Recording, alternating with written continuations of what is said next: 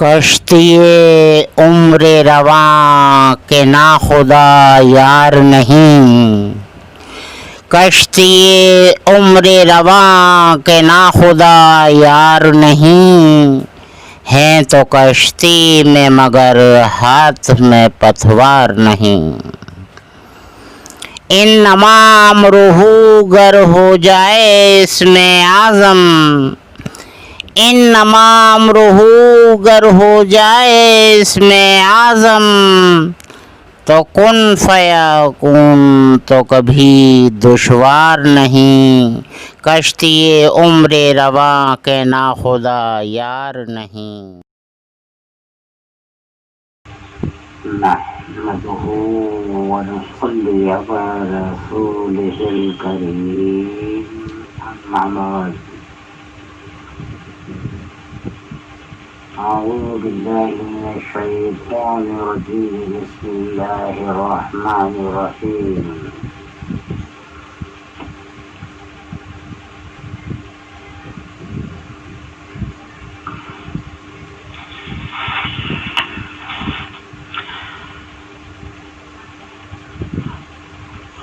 قرآن پاک میں ہے حمزات کا ذکر، تو حمزات سے متعلق کچھ حدیث کے اعتبار سے بات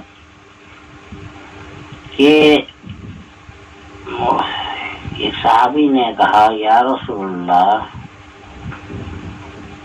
اللہ کے محبوب، میرا نماز پڑھتے ہوئے ذہن کاروبار کی طرف، کاروبار کی طرف ذہن جو ہے میرا بہکتا ہے۔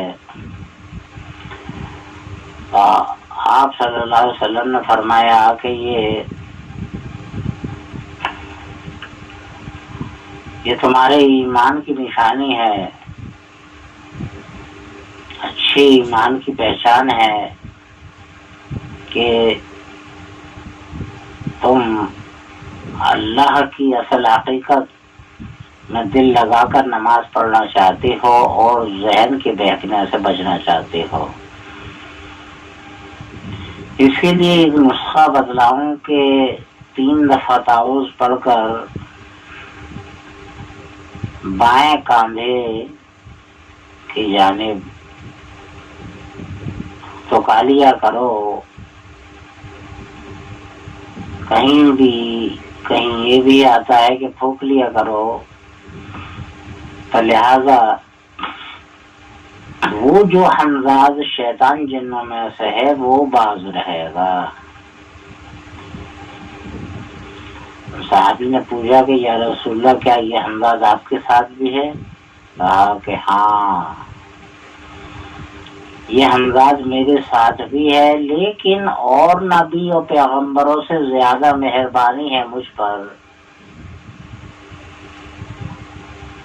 کہ میری پیدائش سے قبل اس حمزاد شیطان جن کو ایمان پر مقرر کر دیا، یہی وجہ ہے کہ مجھ سے غلطیاں وہ نہیں ہوتی جو عام لوگوں سے یا نبی پیغمبروں سے بھی ہوئی ہے۔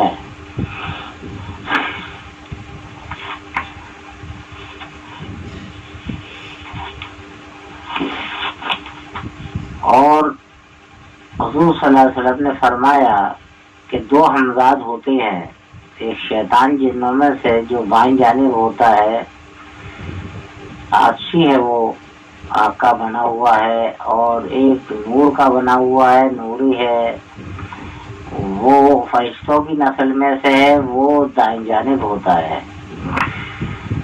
یہ ہر ایک انسان کے ساتھ ہوتے ہیں اور انسانی شکل میں ہوتے ہیں۔ یہ 2 حمزاد ہوتے ہیں اور ایک روح ہوتی ہے جو جسم کی جان ہے۔ جب انسان کا انتقال ہوتا ہے تو وہ روح لین سی جین جس کی مالک ہے، جیسے عمل کیے ہیں دنیا میں اعمالوں کی بنا پر، وہ وہاں لے جا کر جمع کر دی جاتی ہے، حمزات دماغ میں جمع کر دیے جاتے ہیں۔ ہمارے یہاں جب دفن کرتے ہیں مٹی ڈالتے ہیں تو کہتے ہیں منہا خلقناکم وفیہا نعیدکم ومنہا نخرجکم تارۃ اخری. مٹی سے ہی تم کو پیدا کیا، مٹی میں ہی تم کو دے دیا، اور مٹی سے ہی تم کو اٹھایا جائے گا.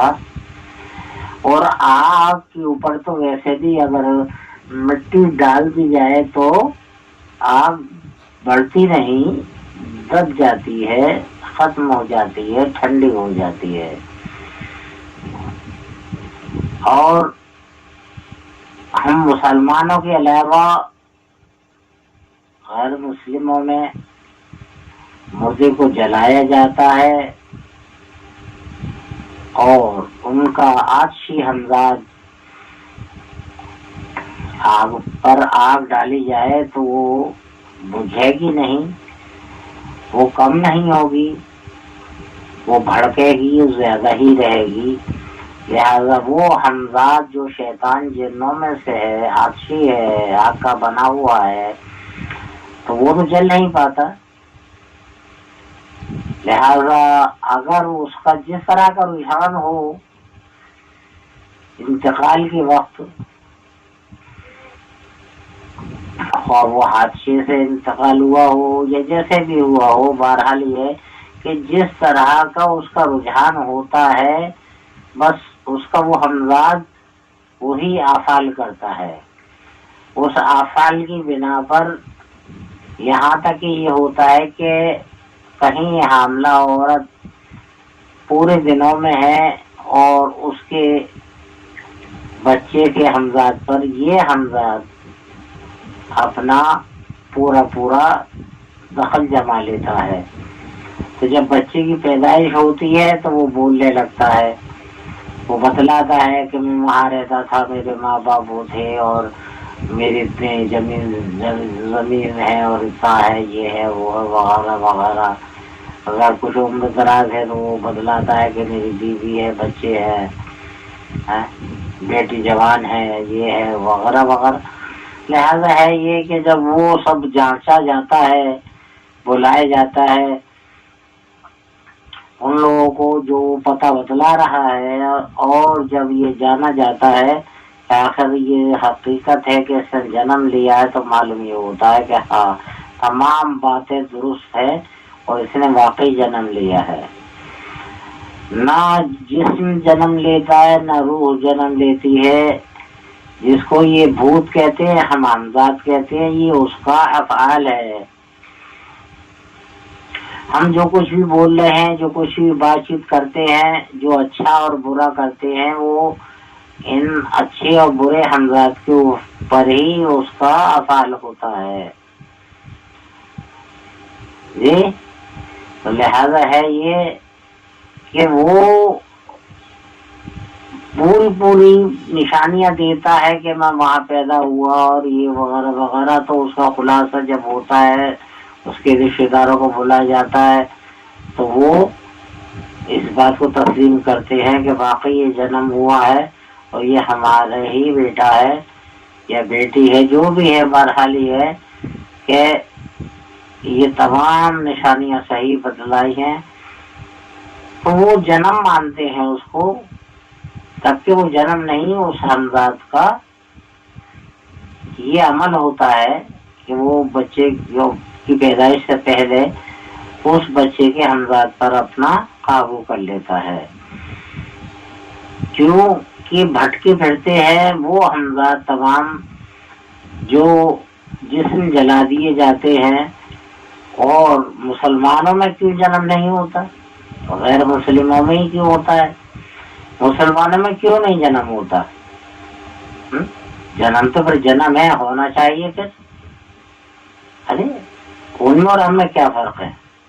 وہی ہڈیاں کھال، وہی صورت شکل، وہی کھانا پینا، وہی اولاد وغیرہ ہونا ہے، وہی خون کی رنگت، سب کچھ وہی ہے.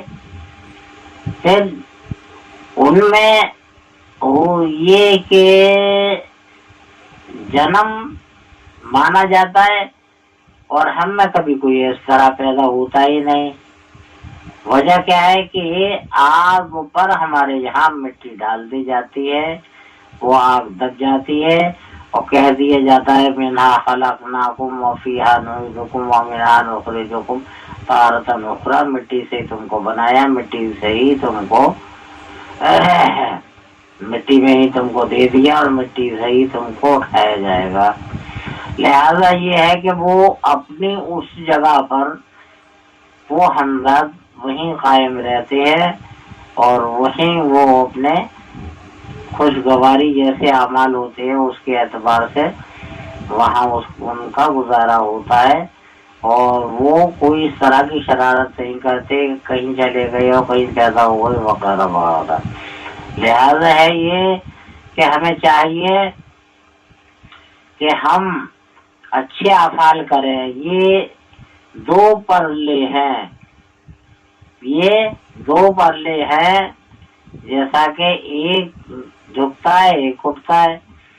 تو ہم اگر اچھے اعمال کرتے ہیں اور اچھے ورد وغیرہ کرتے ہیں، لوگوں کی مددگاری کرتے ہیں، لوگوں کے دکھوں میں کام آتے ہیں، اس طرح کی قربانیاں دیتے ہیں تو اور عبادات کرتے ہیں ہم، تو یہ ہمارا دائیں جانب جو نوری حمزاد ہے یہ قوی ہوتا جاتا ہے، اور جو بائیں جانب اچھی حمزاد ہے شیطان جنوں میں سے وہ کمزور ہوتا جاتا ہے۔ اور اگر ہم برے اعمالوں کو ترجیح دیتے ہیں، برے اعمال خوب خوش ہو ایسے کرتے ہیں جیسے کہ واقعی یہی ہمارے لیے سب کچھ ہے، تو لہذا ہے یہ کہ بائیں جانب کا شیطان جن حمزاد قوی ہوتا جاتا ہے اور دائیں جانب کا حمزاد جو نوری ہے فرشتوں کی نسل میں سے ہے وہ کمزور لاغر ہوتا جاتا ہے۔ اب ہے یہ کہ جب ہم اچھے اعمال کر کے دنیا سے رخصت ہوں گے، اور دنیا میں بھی جو ہم بہت سی باتیں ایسی ہیں جو کہ اگر یہ حمزاد قوی ہے، نوری حمزاد اور قوی ہے، تو بہت سی باتیں بیٹھے بٹھلائے معلوم ہوتی رہتی ہے، اس پر بہت کچھ کھول دیا جاتا ہے اور یہ بہت کچھ بتلاتا ہے اور بہت لوگوں کو فیض ہوتے ہیں، جس کو کہ ہمارے یہاں پیر مرشد وغیرہ بھی کہتے ہیں، جی یعنی کہ وہ اس درجے پہ پہنچ جاتا ہے۔ اور اگر بائیں جانب کا حمزاد ہم نے قبول کیا ہے تو جب قبر میں جائیں گے تو سوائے اس کو وہ آگ ملے گی، وہ قید ملے گی کہ یہ کہیں بھاگ نہیں پائے گا، وہ مصیبت کا سامان ہوگا کہ اس کو واقعی تکلیف ہوگی تو اس آگ سے تکلیف ہوگی، اور یہ جل بھن کر خاک نہیں ہو سکتا، یہ صرف تکلیفیں ہی تکلیفیں بھگتتا رہے گا۔ حمزادوں والی بات پر یاد آیا کہ یہ صابر صاحب، علاؤدین نام تھا ان کا، بابا فرید الدین گنج شکر کے بھانجے تھے، اور دین کی ترقی حمزادی ترقی انہوں نے اتنی کی کہ فنا فی الوجود سے لے کر فنا فی اللہ تک پہنچ گئی، اور ان کی خدمت میں جو حافظ صاحب رہا کرتے تھے ان حافظ صاحب سے یہ کہا کرتے تھے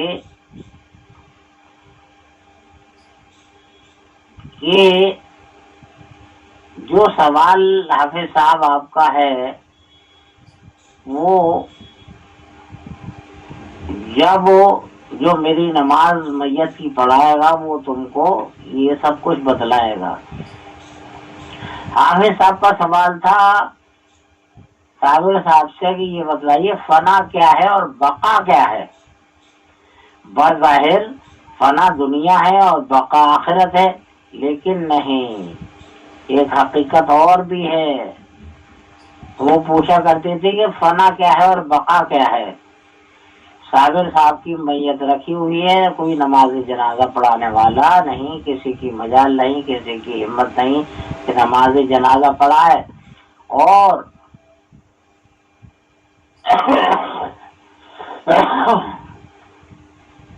دیکھا کہ ایک نقاب پوش گھوڑے سوار چلا آ رہا ہے، اور وہ میت کے کچھ قریب اترا، اور اترنے کے بعد میں وہ پھر نماز پڑھانے کے لیے آگے کھڑا ہوا، اور اس شخص نے نماز پڑھائی.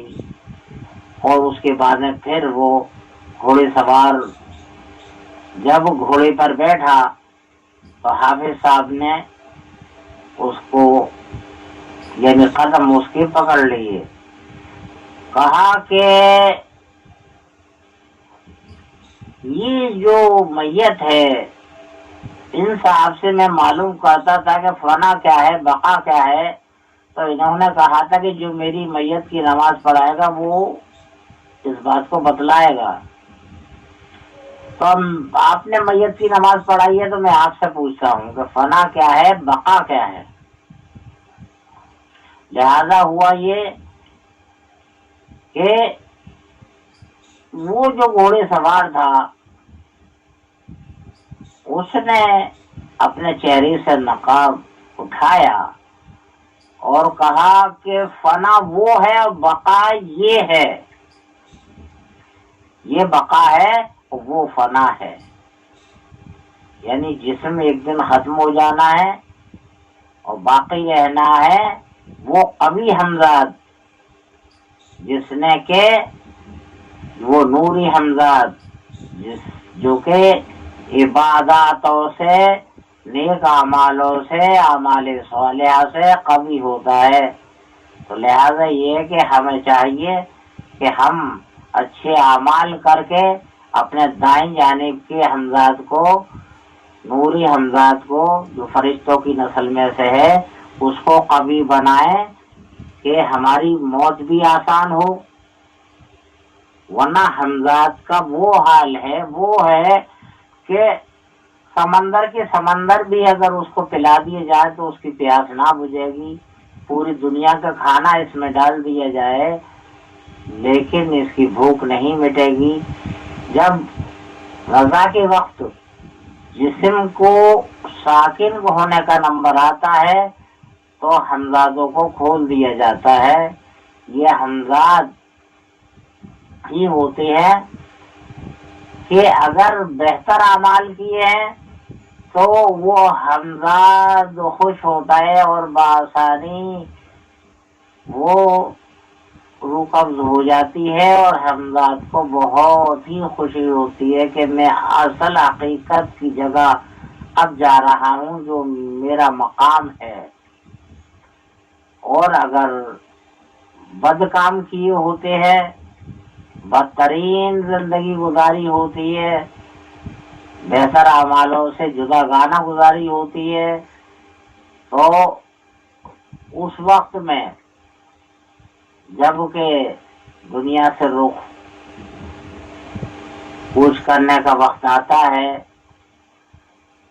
تو یہ حمزاد بہت پچھتاتا ہے کہ میں نے دنیا میں بہت برا کیا اور اب جو نہ ختم ہونے والی زندگی ہے وہاں جا رہا ہوں، اور سوائے مجھے تکلیفوں کے، عذاب کے اور کچھ نصیب نہیں ہوگا اور کوئی راحت دینے والا نہیں ہوگا. لہذا یہ ہے کہ ہمیں بہتر سے بہتر اعمال کرنے کی توفیق عطا کرے اللہ تعالیٰ. ہمیں دعا بھی کرنی چاہیے اور اعمال بھی کرنے چاہیے. وآخر دعوانا ان الحمد للہ رب العالمین.